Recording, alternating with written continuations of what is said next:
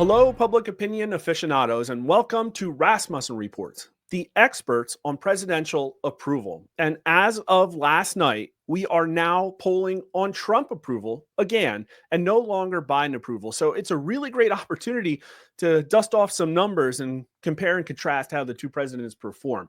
Now, why is presidential approval important? First, I will say that we are the only people in the entire polling industry that ask Americans what they think about that topic on a daily basis. Everybody else, at most, only polls about it monthly. And why is that a problem? Well, in my opinion, those monthly polls tend to be very heavily window dressed. They are very concerned about outliers. And so I think what happens is they'll look at this month's performance, they'll compare it to last month's, and they'll say, that doesn't make sense, and put their thumbs on the scales. One of our competitive advantages is that we poll daily, and so we can see how public opinion responds to major events like the one that happened on June 27th, 2024, where Joe Biden had an absolutely horrible debate performance and changed the course of American history. So we think it helps us be more accurate, but there's an even more salient reason to pay attention to these numbers. Donald Trump stood in front of all living former presidents yesterday and declared a new golden age for American voters. And quite frankly, I don't think the powers that be are ready to just roll over and let him have his way with the country right now. I think they're going to wage a unified psychological war on Americans, the likes of which we have not seen. And how would you know if it was going to be effective or not? By following daily President Trump job performance numbers. So if that's something you're interested, go to RasmussenReports.com, sign up for a free daily update of all of our polling. Follow us on Twitter at Rasmussen_poll. And please click the subscribe button on YouTube as well. This was my favorite moment from yesterday. I mean, it was a lot happened yesterday, but Donald Trump had the stones to stand there in front of Obama, Bush, Biden, and Clinton and accuse them of managing America into decline. The language he used was so strong. You should go read the transcript if you didn't see the speech. And at the same time, look at Biden's face there. At the same time, this was happening. Biden issues preemptive pardons for members of his family in one of his final acts as president. The pardons were announced just minutes before Trump was sworn in as the 47th president. Joe Biden was supposed to be a return to normalcy. With Joe Biden's election victory, the adults were supposed to be back in charge. And yet what it appears that we got for the last 4 years was just hit after hit as we found out that there was no floor to how far the puppet presidency of Joe Biden was willing to sink. I mean, the optics of these pardons, these record-setting pardons, are just absolutely horrible in a way that even Democrats are calling out Biden for. And it just couldn't be more stark for a president promising voters so much of what they've been hoping for. But for the very first time, we have numbers to look at. Up here is Joe Biden's very final job approval snapshot, an average of the last 5 days that we polled on for him. And these numbers are not great. Now, I will tell you, they weren't as low as they've always been. Joe Biden's job approval rating got down to 37%, but he left office with a 43% approval, 55% disapproval. Only 21% of U.S. voters strongly approved of Joe Biden's job performance, and 43% strongly disapproved, giving him a negative 22 approval index. 15% of Republicans approve of Joe Biden, 84% disapprove. He's got a 77% approval rating among Democrats, which is pretty high, but not as high as Republican approval of Trump. But 21% of Democrats disapprove, and independents only approve of him by 35%, 61% disapprove. Now, you might ask yourself, 43%, why isn't it lower? And I hear this question all the time, but listen, Joe Biden, if he had been running this fall, still probably would have gotten 46, 47, 48% of the vote. The fact is that there are just a lot of Americans who vote blue no matter who absolutely trust the words coming out of every establishment figure's mouth and believe that his time in office really did prove that he is an upstanding, honest American politician. I mean, that's just the facts. Black voters approve of him more than anyone else, 62%, 34% disapprove, but 39% of white voters still approve of him. I mean, it just is what it is. It's actually a marvel that his approval rating isn't 46, 47, 48%. But we'll get into a little bit of historical context in a moment. Here is Trump's very first presidential approval data in his second term. Now, I will admit that this is not a full sample. It was about 420 results from last night. Tonight, we'll have another 350 or so. So the numbers tomorrow will have less of a margin of error. And on Thursday, we will publish our first official 3-night results, and then it'll be a rolling 5-night average starting next week. But 36% of voters strongly approve of Donald Trump. Compare that to only 21% for Joe Biden. Trump is the person in modern history who's had more negative press levied against him than anyone else, almost unified negative headlines from all of the legacy mainstream media. Only 32% of voters strongly disapprove of Donald Trump. This is absolutely astounding. Just like 2-3 months ago, these numbers were 39, 40%. So people really are mellowing out about Trump. These numbers happened after the first half of the inaugural ceremony. So people probably actually looked at what was going on and said, you know what? I like this stuff. 53% of voters approve of Donald Trump. Only 41% disapprove. Donald Trump only has a 41% total disapproval number. Compare that to 55% for Biden. Now, these numbers might peter out. They might actually go up a little bit. I don't know. We have to wait to see what the nights 2 and 3 look like. 80% approval among Republicans, but 34% of Democrats and 45% of independents. Like, these numbers are just structurally better than Joe Biden's approval numbers in a really phenomenal way. And I'll also say this. Look at the 5-night average for Right Track, 32%. But the overnight number last night was 38%, with a 51% number for GOP voters. Donald Trump got in office, and finally, Republican numbers are starting to tick up. But look, Democrat numbers went up too. Their 5-night average was 31%, but they are up to 34% now, and even independents are up 3 points. I mean, 53% really, it might not seem like a lot, but Donald Trump only got 50% of the electorate. And to be honest with you, the days where people like George W. Bush and Barack Obama, came out of the gate at 60%, those days are past. I mean, Joe Biden entered office with the lowest job approval rating of any president, and I think he only got to 54, 55%. It is possible Trump will get there, but in this modern day and age, that 53% is phenomenal. And believe it or not, that makes him the highest approval rating of any major politician that we poll on right now.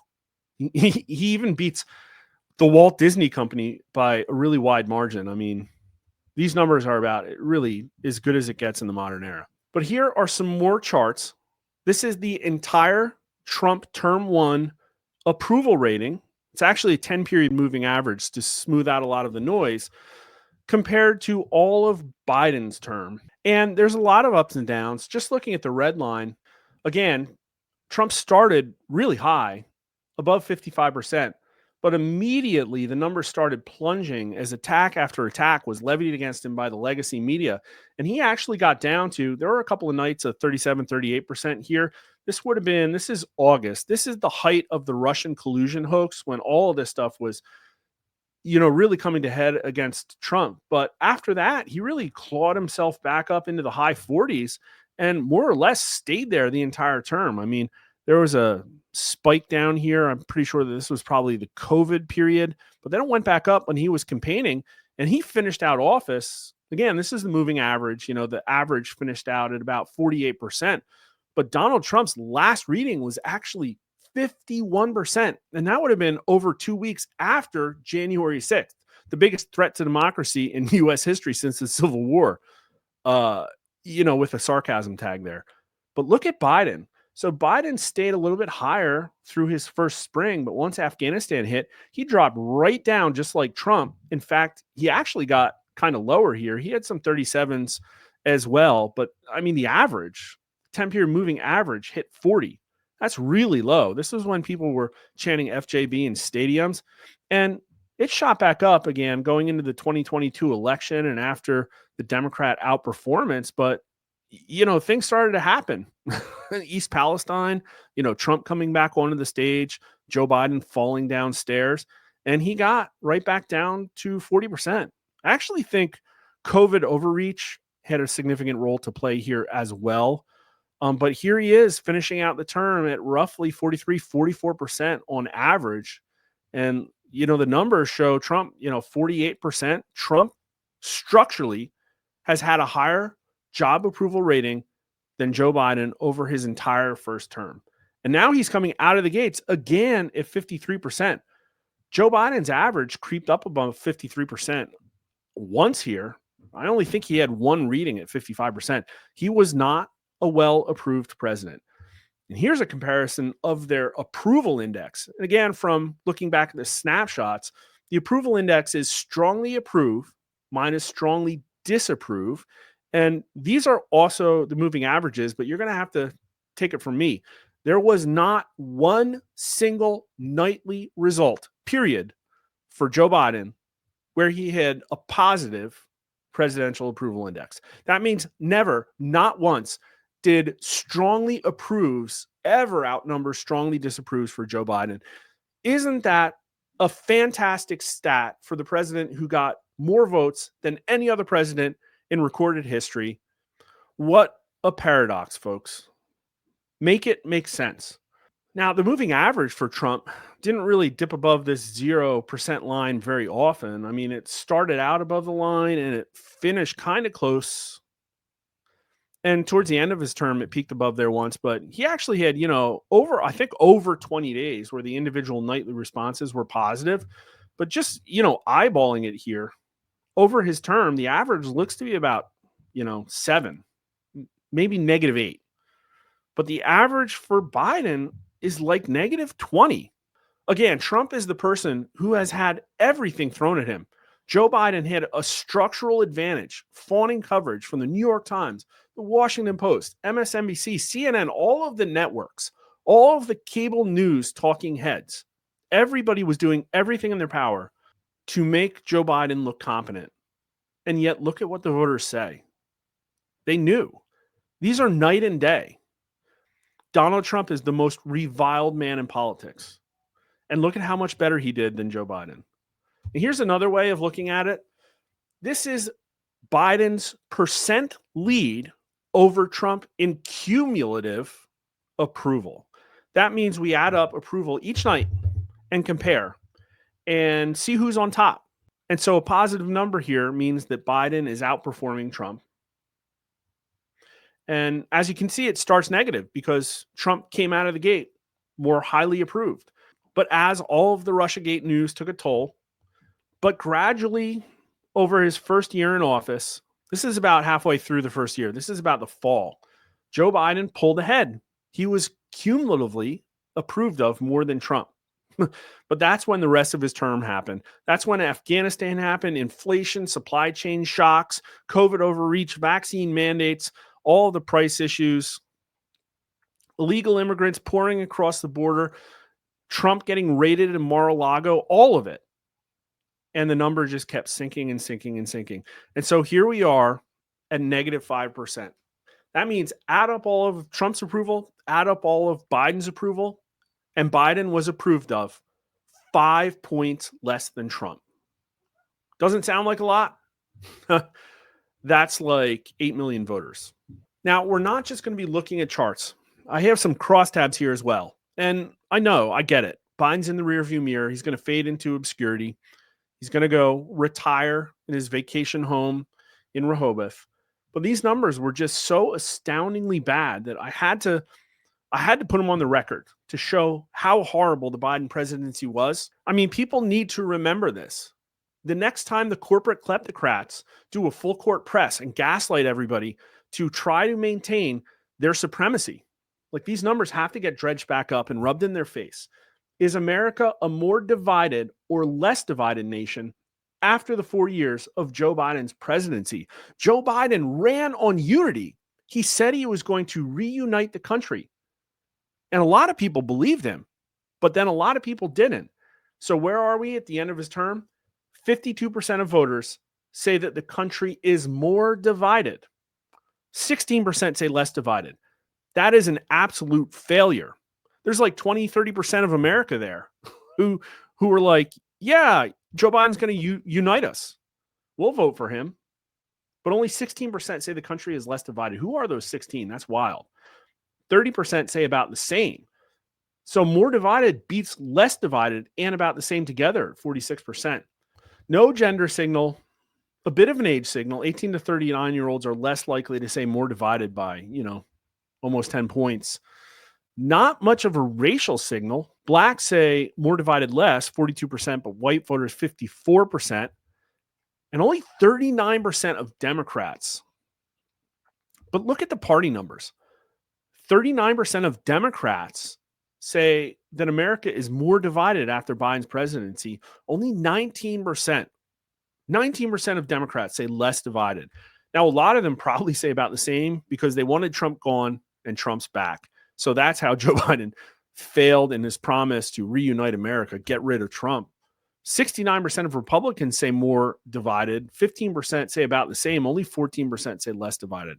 But look at independents.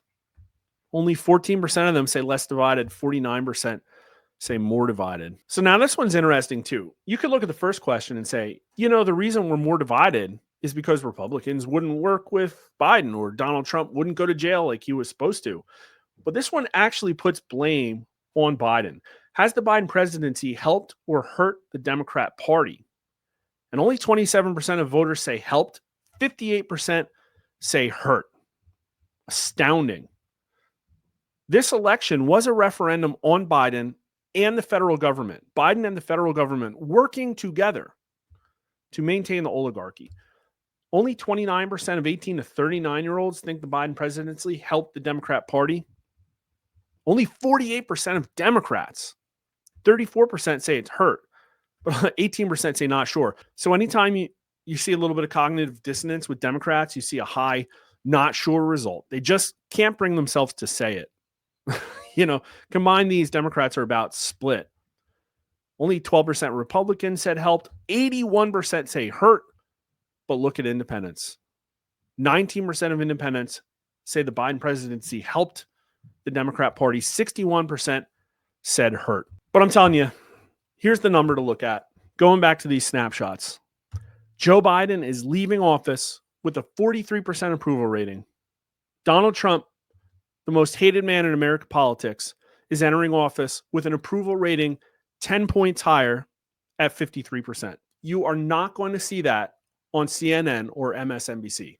So if that's the kind of political news you want to follow over the next 4 years, which are probably going to be some of the most pivotal years in American history, make sure you subscribe to our channel on YouTube or Rumble. Follow us on Twitter at Rasmussen_poll. You can follow me as well at Mark_R_Mitchell. And thanks for watching.